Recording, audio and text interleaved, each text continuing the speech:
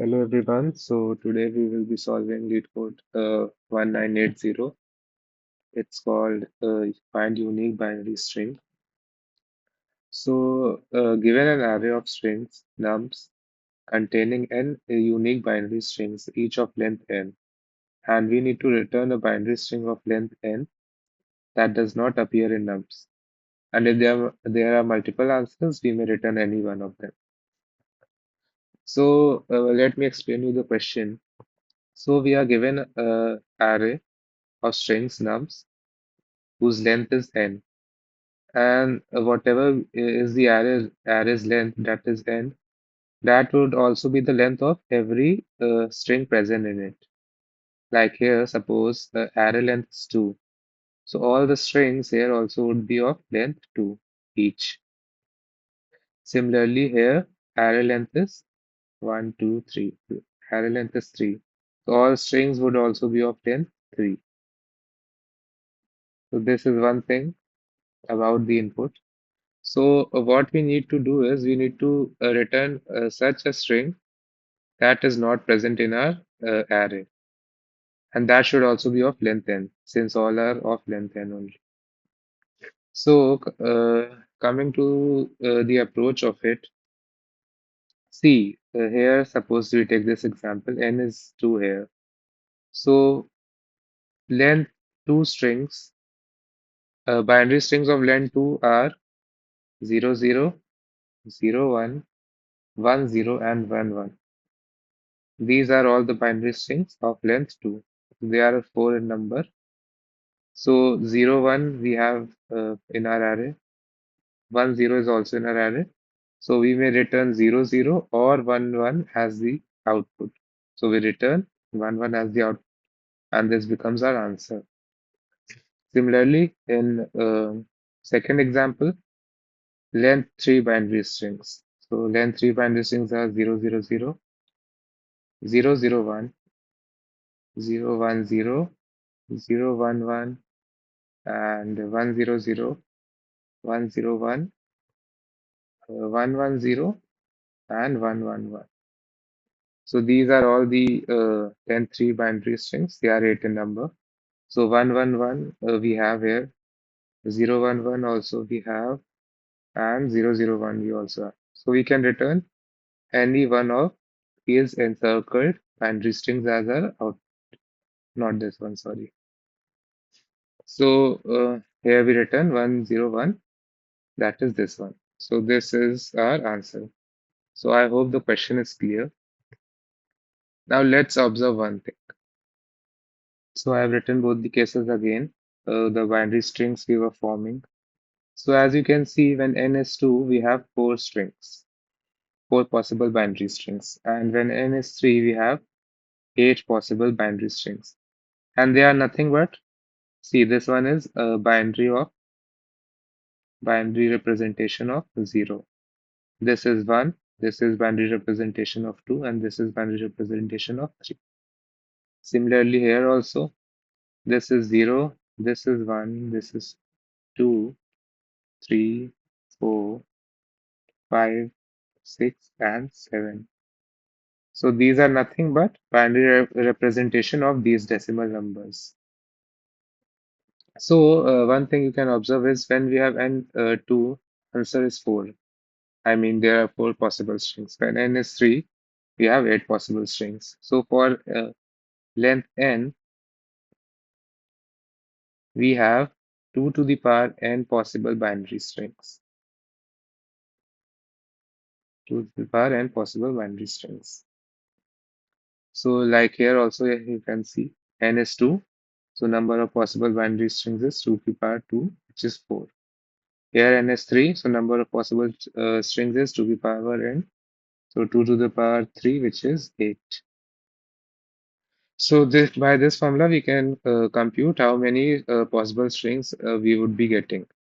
So suppose we were given, like let's take the first example, n equal to 2, and we were given the string 0, 1, and 1, 0. 0, 1, and 1, 0. So to solve this, we can do CVN is 2 here, right? So we would create an array of size 2 to the power n. 2 to the power n sized array we would create. And it would be Boolean in nature. So 2 to the power n is 4. So 4 sized array we would create. Let me index it. It's 0, 1, 2, 3. And what we will do is we would just initially everyone will be false. We would just mark which of them are present, and we would see which one of them are present, and we would mark them true in this array. So first element is 0, 1. It's a binary representation of 1. So we go to index 1 and mark it true. Coming to the next element, we have 1, 0.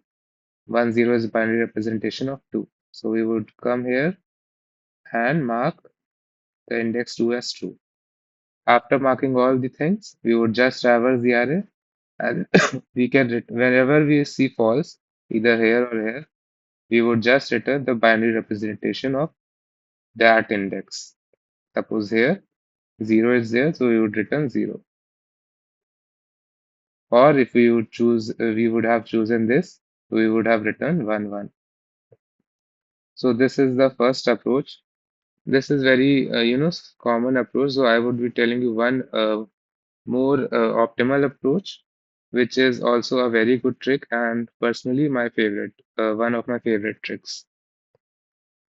So coming to the optimal approach, so this is known as Cantor's diagonalization trick, and this is a very beautiful trick. So let me explain what we will be doing here. So what we need a string that is unique and not present in any of the positions in our given array, right? So what this trick says that we first go to the 0th position and we see the 0th index of it. So we encounter 0. So what we can do is let's make a result string. So what we can do is see 0th index of 0th element is 0. So we would just assign the opposite number of it. So here we have 0, so we would make it 1 at the 0th index. So that at least we get a string that will definitely differ from the string present at the 0th index. Now we would go to the next element. We have we get to the first index. So first index of first element is first index is here index is 0, it's this one. So first index of first element is 0. So we got 0. So we will assign the opposite of it. So opposite of it is opposite of 0 is 1.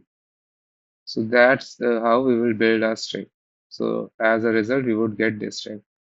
So you can see we went to every string and we at each position we just deferred it. Like for the first string, at 0th index we had 0. So here we at 0th index we put 1. Here at first index we had a 0. So here to differentiate it we put 1 here. Let me index it also, it's 0 and 1. Let's see the second example also. We take result. See, n is here 3, right? So result would always be of size 3 only. So we first go to the 0th element, and in 0th element also we go to the 0th index. So 0th index is 1. So to differentiate it, we would put opposite. So opposite of 1 is 0. So at the 0th index, we would put 0. Now coming to the next element, that is the first index. And here also in that too in first index of the first element. So it's 1 here. So to differentiate, we would put opposite. So opposite of 1 is 0. Coming to the next, we get 0, 0, 1. And coming to its index 2, whatever be the index of the string, we would see index of that same index in the string also. So we have 1 again. So opposite of 1 is 0. So we assign 0 at the second index. And like this, we will build our string. So this is our 000 would be our result. So this is how we would solve this problem. Let me show you the code again to give you more clarity. So coming to the code, so we need to return the resultant string, and we are given a nums array of string. So we first compute the length of the string nums, and for result we take a string named result, and we can initialize it to empty string. So after that we traverse the entire array like we had 000. Suppose we had 001 and 111 for instance. N is 3 here. So we traverse the entire array one by one, and uh, suppose in I is 0. So we access the 0th element. So 0th element is this. And in that also we access the ith character. I is 0, right? So in this string also, we have three characters, right? Their index is 1, 0, 1, and 2. So in 0th element, we access the 0th character, that is this 0. And we check if it's a 1, we put 0 in our result, and otherwise we put a 1 in our result. That is, we put the opposite. So results is suppose an empty string, right? So result is empty. So since we have 0, we would put 1 here. Again, then similarly the loop continues. I now becomes, it was 0, now it becomes 1.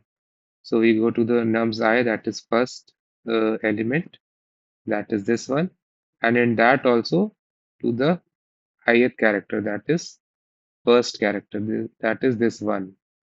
And since it's a 1, we put the opposite bit in it. Opposite of 1 is 0, so you would append 0. Then I becomes 2. We go to the second element of the array, and in that also we would go to the second character. So this one we would go, and since it's a 1, we would append 0. So this becomes our result, and we would return it. So coming to the time and space complexity of it, since we are traversing the entire array, it's big of n, and since we are taking no additional space complexity is constant. So this is the time and space complexity. I hope the question and the approach and the code I have demonstrated is clear. So this was this for today's video. Thank you so much for watching.